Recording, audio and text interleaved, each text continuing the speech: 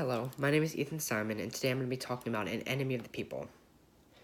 This play is about a community, and in that community, their water going to one of their main resorts is contaminated with bacteria. So this doctor, Dr. Stockman, comes up with this big scientific discovery on how to fix it. And when he goes to his brother, who happens to be the mayor, Peter Stockman, Peter says, we don't have enough funds in the community, we don't have enough money for that, we don't have enough resources, so I'm going to need you to be quiet, there's nothing we can do about it. Now, when I first read this, what immediately popped into my mind was how relevant that is in today's society, especially with politics. People come to President Trump and other political people, governors, mayors, stuff like that, and they say, we have this issue, and most of the time their voice doesn't get heard.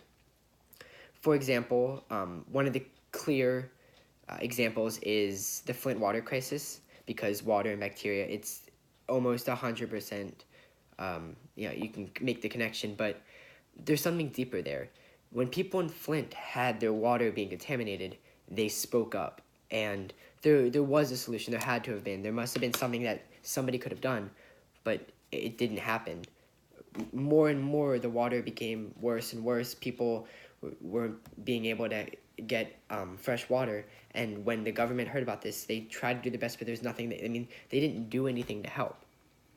Another example of this is bad communities. I'm not saying that the community in An Enemy of the People is a bad community, but when I hear about the issue with the water, I think about other issues in the world, like poverty. Did you know that 46.7 million people in the world, in the U.S., live in poverty? Now that's ridiculous. And of that, in Philadelphia, there's 385,000 people. Houston, over 435,000 people. And in Los Angeles, a city that I like to think of as Hollywood, rich people, big houses, big cars, over 740,000 people there live in poverty. I know there's different charities and organizations designed to help solve this problem of poverty. There's food drives, there's, people are trying to get jobs and stuff like that, but nothing's happening. They're speaking out, they're voicing their complaints, yet nothing is getting done. I'm not saying the government's ignoring them, but it kind of feels like that at times, which reminds me of how the government, the mayor in An Enemy of the People, he didn't ignore the problem, but he just pushed it aside, said, don't speak about that, don't let people know, because there's nothing we can do about it. Keeping him quiet, like that isn't right, and that 100% reminds me of what's going on in today's society. More recently, another crisis is the wildfires in California.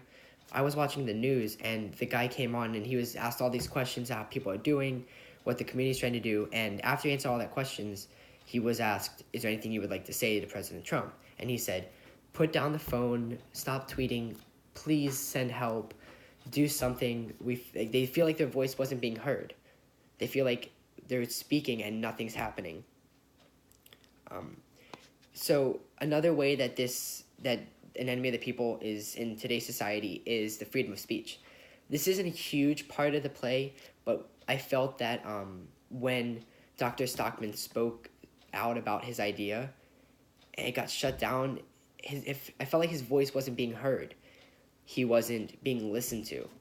So in today's society, I would say our freedom of speech, it's through the roof. We have all these social medias, people express their ideas, make videos, make songs especially, and I feel like most of the time they aren't being heard. They're being ignored and shut down, just like Dr. Stockman. Finally, my last point I would like to make is that this play is very relevant in today's society. You can make many different connections, politics, freedom of speech, ignorance, corrupt political acts, but I just think that although it is relevant in today's society, it needs to be changed. I don't think that we should continue to live like this. We all say we want world peace, but when it comes to it, we don't really do anything to stop it.